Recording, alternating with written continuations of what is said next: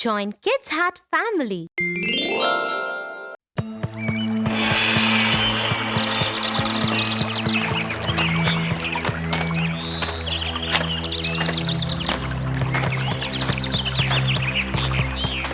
Tofu, where have you been?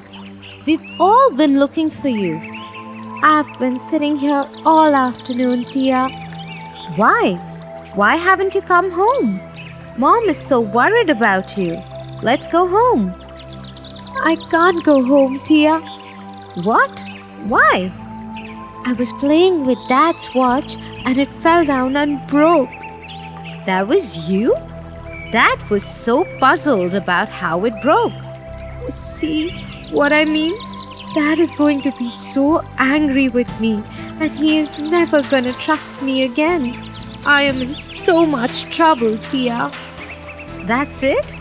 Why didn't you talk to me before? We'll find a way to repay Dad for the watch repairs. How can I ever come home, Tia? I will never get out of the trouble that I am in.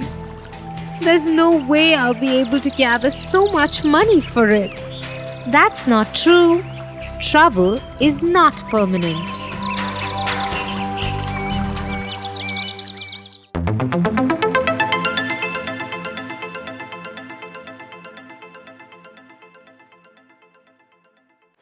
Once upon a time, in Baghdad, there lived a handsome and courageous sailor called Sindbad. He loved the sea so much that he was always sailing, and people lovingly called him Sindbad the Sailor. One day, Sindbad joined a group of merchants to sail with them to the far islands.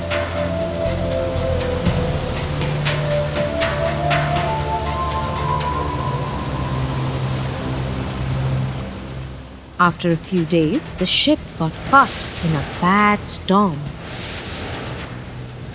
The ship will not survive the storm. Just as he said, the ship's helm broke and the ship fell apart. All the men on the ship died, except Sindbad and Hakim.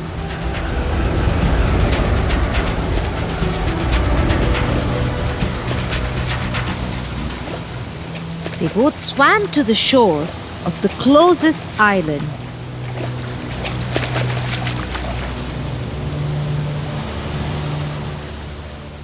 Looks like we're the only one who survived. Yes, most men went down when the ship broke open. We must find a way to escape from this island. Yes, first let us find a source of fresh water.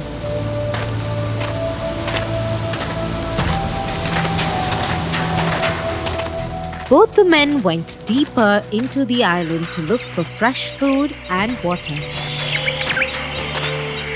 As they explored the island, they heard someone walking around the tree.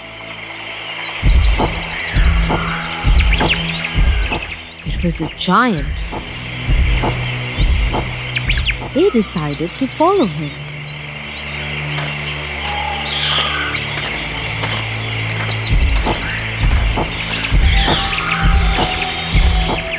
They saw him cross through the jungle and go into a valley full of sparkling gems.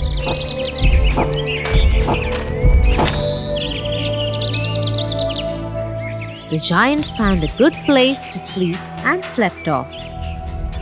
Hakim and Sindbad were still watching all this when they heard a sound behind them. Who is there? It is just me. I used to be a merchant.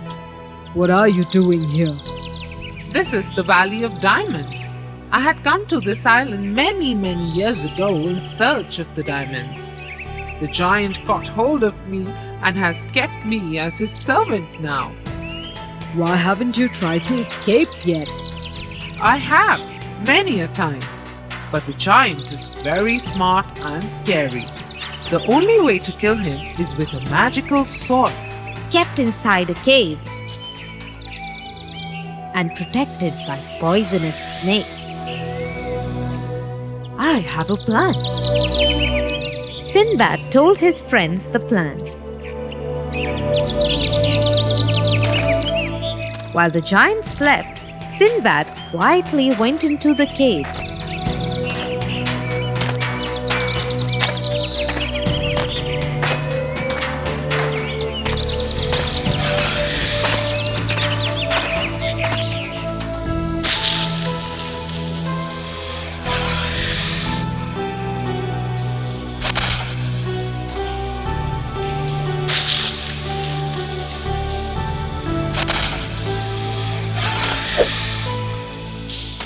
And got the sword out. He then went to the sleeping giant and drove the sword through his heart. Hakim and the merchant were very happy to see the end of the giant.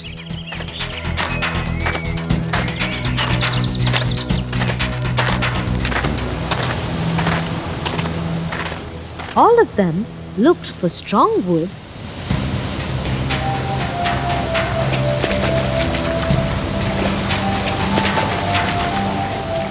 and made a raft to sail back home.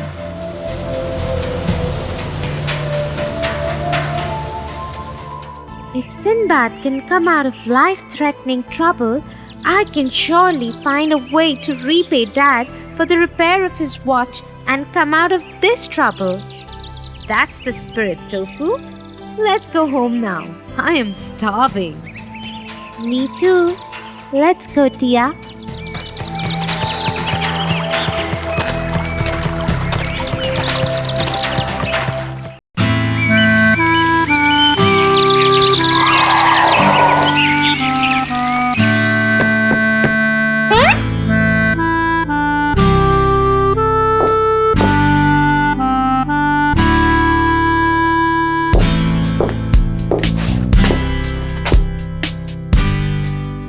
That is not nice, Tofu. What if your friends find out? They will stop talking to you, won't they? Oh no! I am so clever, they won't find out ever. Let me tell you the story of another clever boy called Tom Sawyer.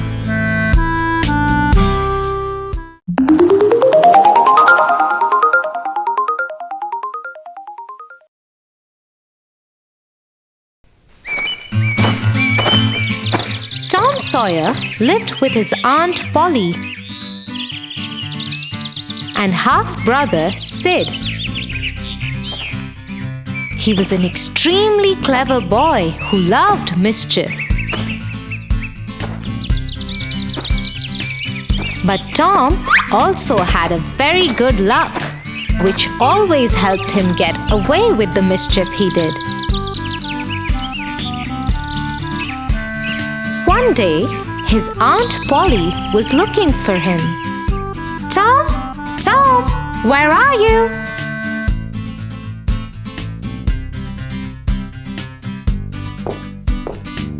She looked everywhere. She looked outside in the yard.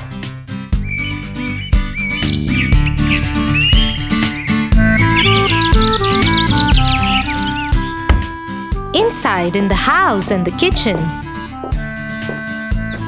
She looked in her room too, but he was nowhere. She went back to his room and called to him. "Tom, stop hiding and come out now." But there was no answer. Suddenly, Aunt Polly saw something move under Tom's bed. She thought it was Tom. She bent down and swiftly pulled the bed cover. A cat that Tom had hidden there sprung out at Aunt Polly. Surprised looking at this, she shouted, "Oh dear! Where did Tom get the cat? Wait till I find that boy!" Just as Aunt Polly was shooing the cat out of the window, she felt someone behind her. It was Tom, trying to escape from the room. He had been hiding in the cupboard. Aunt Polly caught him by the collar. "Tom, what were you doing hiding in the cupboard? You ate all the jam, didn't you?" No, Aunt Polly. I haven't even touched the jam. It must have been Sid. "Don't you lie to me, young man. I can see the jam all over your face." Tom quickly tried to wipe his face, but it was too late. "Today I am going to beat you with a stick. You have become too mischievous." Aunt Polly, look behind you. Aunt Polly turned to see, but there was no one. It was just one of Tom's tricks. And this time he used it to get away from Aunt Polly, because when she turned around again, he wasn't there. "Oh, this boy! One of these days I am going to punish him." Tom was so happy with himself for fooling Aunt Polly again that he decided to take the day off from school.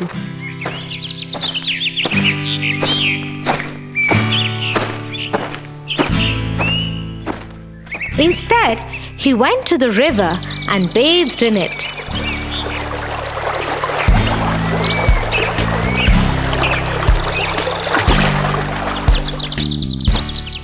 At lunchtime, he went into a nearby farm,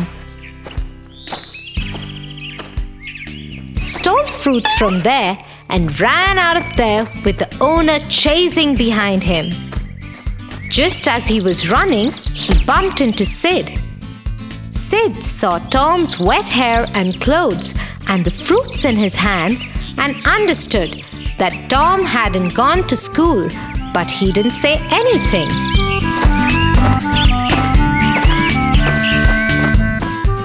When Tom reached home, Aunt Polly was waiting for him and she was angry. Tom understood that Sid had told her everything. "Tom, did you skip school again?" No, Aunt Polly. Sid is lying. "How did you know Sid said anything to me?" Well, for once Tom had got himself into trouble. He had no answer for Aunt Polly's question. "Tomorrow is Saturday. You don't have school. You will not go anywhere. Instead, you will whitewash the fence." The entire fence? "Yes, the entire fence. That is your punishment." Tom had no choice. He couldn't argue with Aunt Polly. He didn't want to make her angrier, but he was angry too.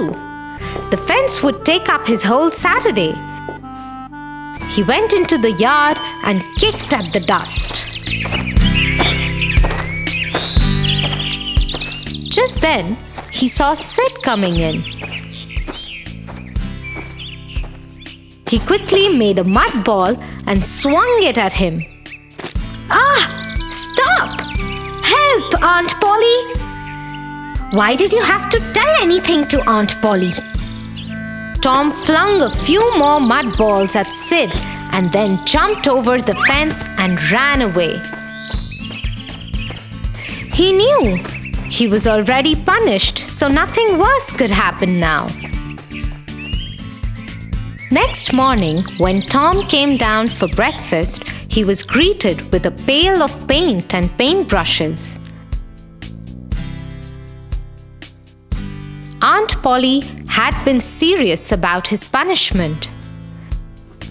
So Tom ate his breakfast and went into the yard to whitewash the fence.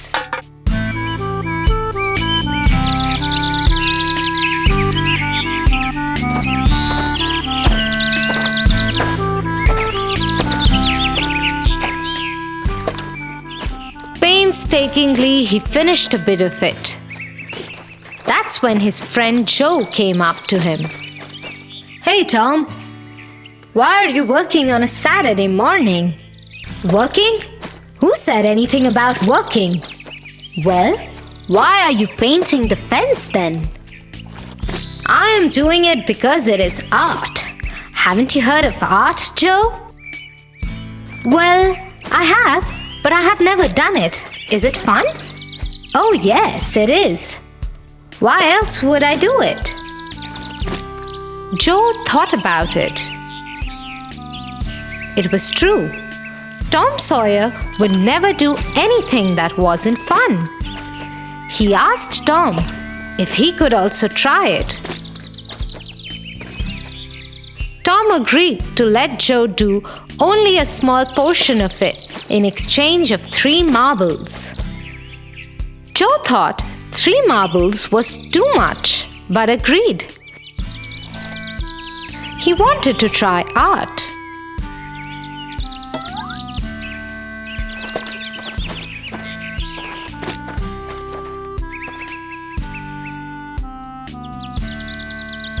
A little while later, their friend Jim came. He saw Tom resting under the tree and Joe painting the fence. He went to Joe. What are you doing, Joe? It is art. I paid Tom 3 marbles to let me do it.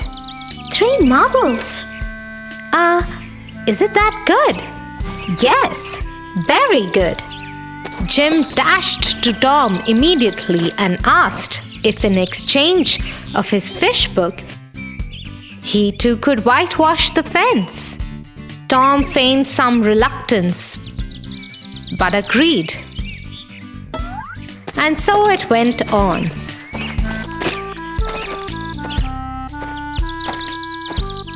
Other friends of Tom came and believed that painting the fence was fun. They paid Tom in collector's cards, candies, and even a catapult to get a chance to paint the fence. By noon, the entire fence was painted and Tom was a rich boy. He hid his treasures and went to his aunt.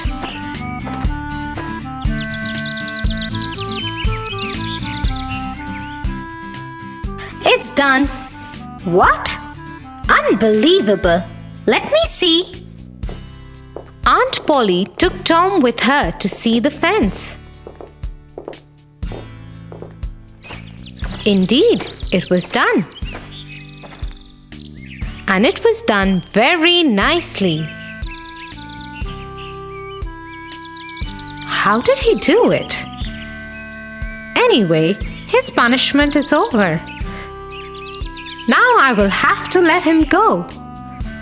I hope he does not create more mischief. But as always, when Aunt Polly turned around to tell Tom that his punishment was over, he was already gone.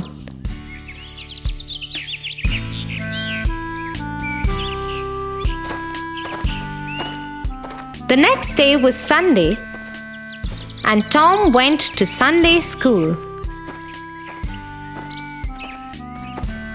When he reached there, he saw a new girl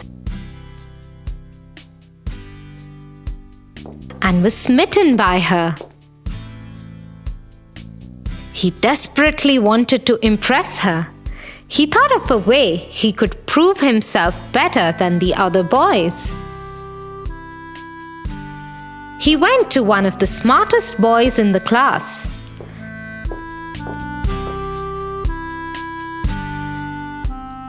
And bought from him all his yellow tickets in exchange of the treasure he had earned from his friends yesterday.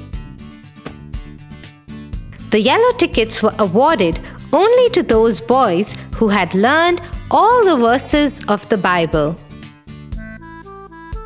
Usually, only older boys were able to get the yellow tickets.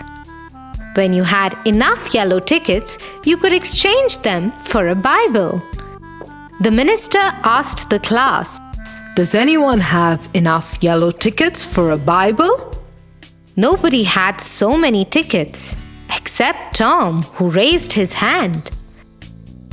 Everybody, including the minister, was surprised. Tom was the most naughty boy they knew. How could he have learnt all the verses of the Bible? The minister understood this was one of Tom's tricks, and he decided to test him. Very well done, Tom. Please come here and collect your Bible. Also, as is tradition, when you earn your Bible, you get to recite any 3 of your favorite verses from it. Tom was stumped. 3 verses? He didn't even know one. He fumbled.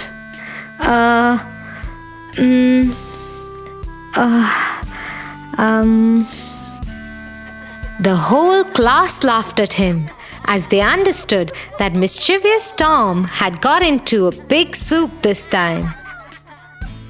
Do you still think you will never get caught? Oh no, Tia. I have to go and tell my friends the truth and apologize to them right away.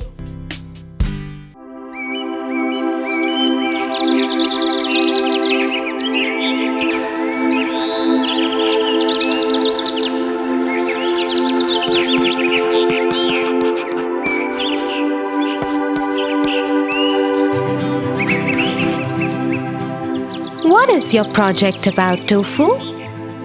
We have to raise money for the class show. We have to make and sell something. So, what have you decided to make? That's where the trouble is. I can't think of anything. I wish I had some magic and I could just get as much money as I wanted. In fact, I would use the magic to become the richest person on earth and sit back and relax the whole day. I would do nothing else. Well, Tofu, you do know that there is more in life than only being rich. People like you more when you are honest, hardworking, and humble. That's how Alladin found his princess and lived a happy life. Alladin? Who is that? I'll tell you.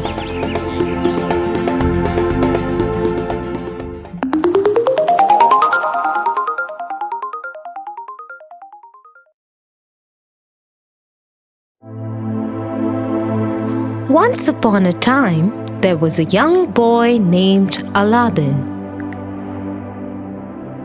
He lived with his mother and his pet monkey in a poor village of Arabia.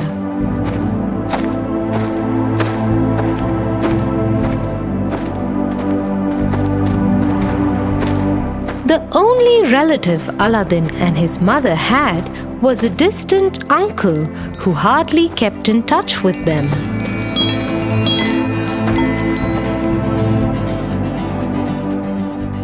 One day, when Alladin and his mother were finishing the daily chores, Alladin's uncle showed up.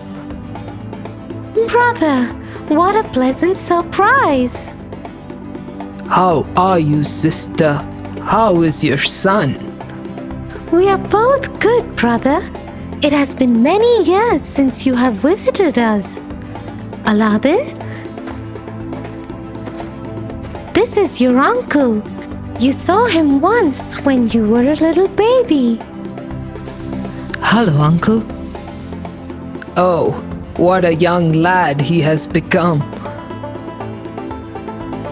But I'm sorry to see the state of things you have to live in, sister.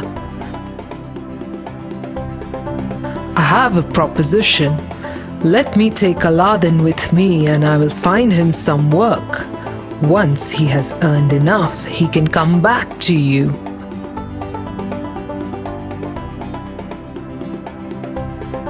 Till then, keep this piece of gold to make your living.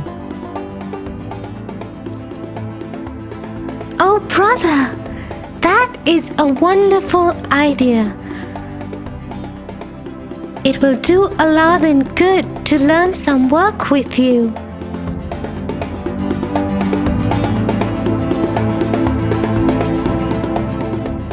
The next morning, Alladin and his uncle left.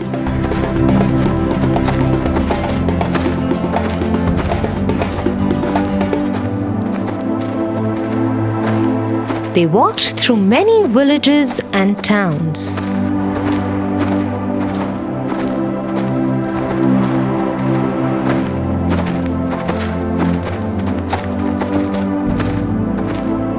Till one day, they came to a quiet place outside one of the villages.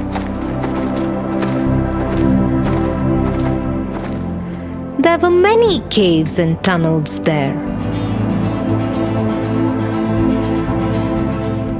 What are we doing here, Uncle? I have a job for you here. Here, Uncle? But there is nothing here except these rocks and caves. Look there, under the tree. There is a large stone with a ring on it.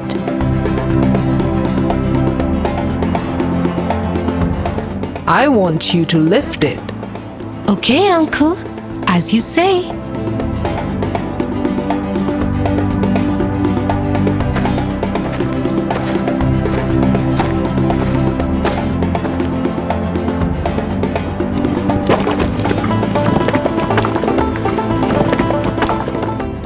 Please, help me, Uncle.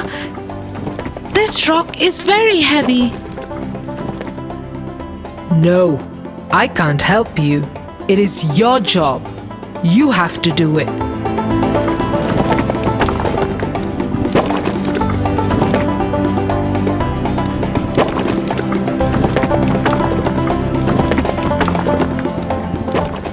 It's opening. It's opening, Uncle. I can see a narrow passage and some stairs leading further down.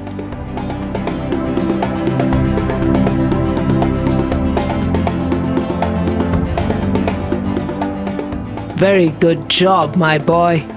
Now I want you to go in there. But before you go, here, wear my ring. This is a magical ring. It will keep you safe. Yes, Uncle. Alladin follows his uncle's directions and goes down the stairs.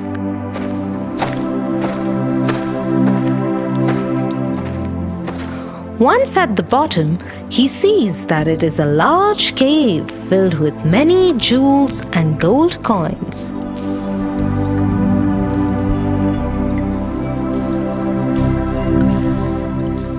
Pick up the large gold plates and urns. Fill them up with gold and jewels. Pick up anything else that you think may be worth something. Alladin does as his uncle had told him. He stuffed the large urns with many precious items and made his way back towards the staircase. On his way out, he saw a small dusty lamp. Although it didn't look precious, he decided to take it too and tucked it into his shirt.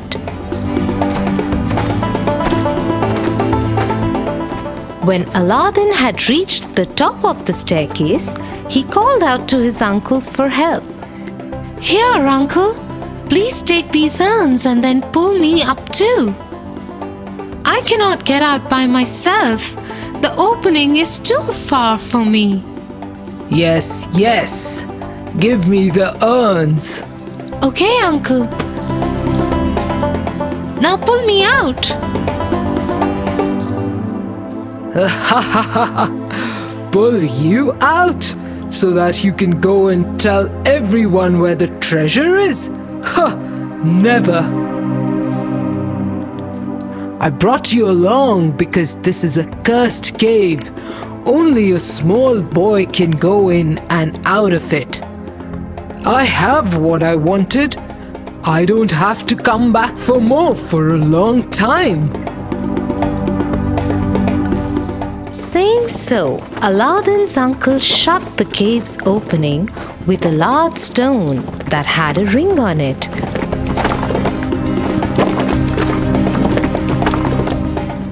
Leaving Aladdin behind in the cave. Aladdin was shocked, but he stayed patient.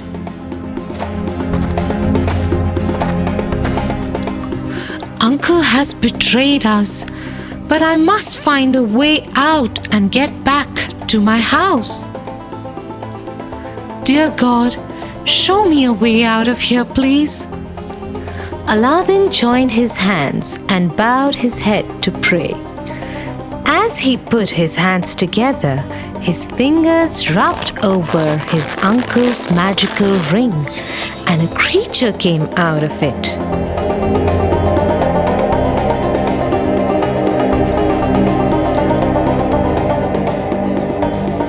Yes, Master. You called me. Who are you? I am the slave of this ring and whoever wears it. I must obey any one command of the master of the ring, and then the ring will be destroyed, freeing me. How may I serve you, my master? Can you please get me out of here and back home to my mother? Yes, master, right away. The next moment, Aladdin was home with his mother. His mother was surprised to see him back home so soon and in such an abrupt manner. My son, you have returned so soon. Where is your uncle? Have you already earned so much money? Uncle cheated on us, mother. I will tell you everything, but first give me something to eat. I haven't eaten anything since yesterday. Aladdin's mother served him the remainder of food as he told her what had happened and how his uncle had tricked and abandoned him. I can't believe my own brother would do this to us, son. I am glad you're home safe now. But the gold coin your uncle gave me has run out, and we have nothing to eat now. Don't worry, mother.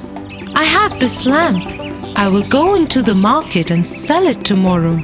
Let us sleep for now. Relieved that they were together, Aladdin and his mother slept peacefully that night. The next morning, Aladdin asked his mother for the lamp. Mother, I'm very hungry. Give me the lamp. I will go and sell it so we may have some bread. Here, son, take the lamp, but clean it nicely and polish it before you go to the market. A shiny lamp will fetch you more money. Yes, mother.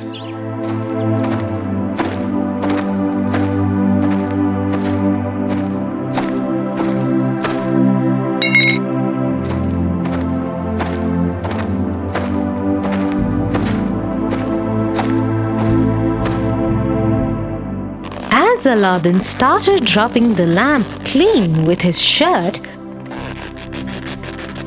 a magical creature appeared from it.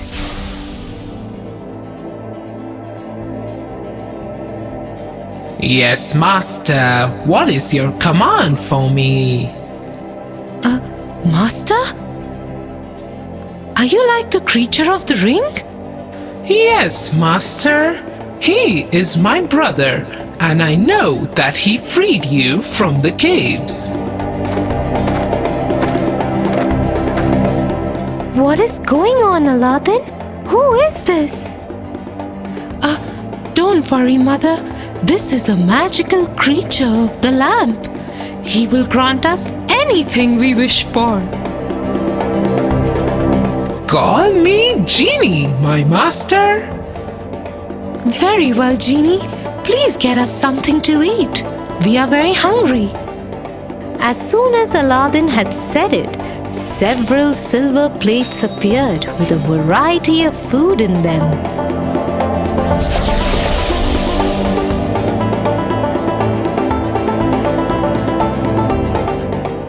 The genie went back into the lamp, while Alladin and his mother had a hearty meal.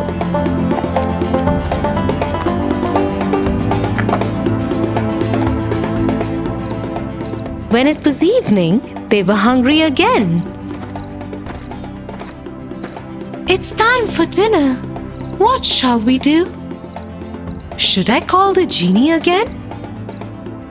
No! Look, he has left us with these silver plates. Go and sell them in the market. We will buy bread after that. Alladin agreed with his mother and took one of the silver plates to the market.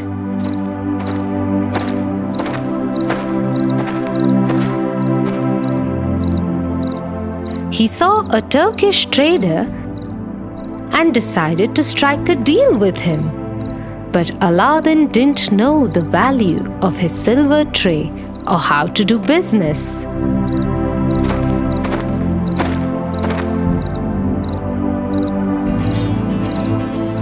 How much you want for this tray?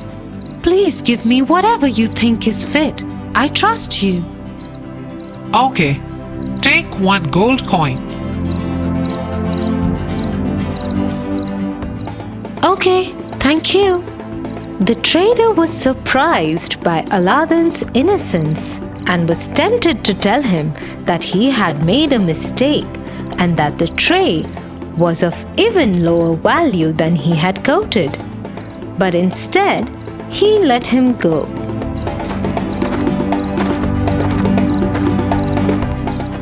Such an innocent boy.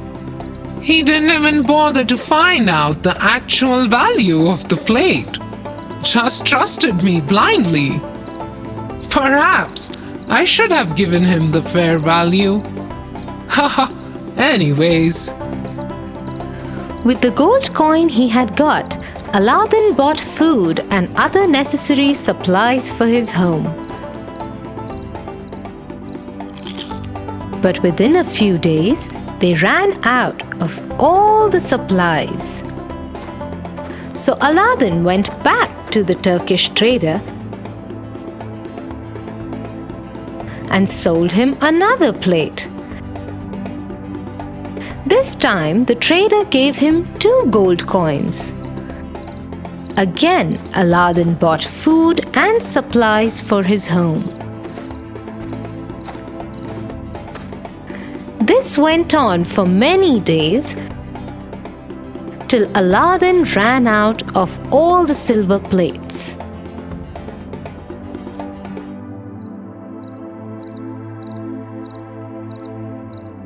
Son, there is no food in the house and no plates to sell as well. What shall we do now? I will rub the lamp and call the genie again.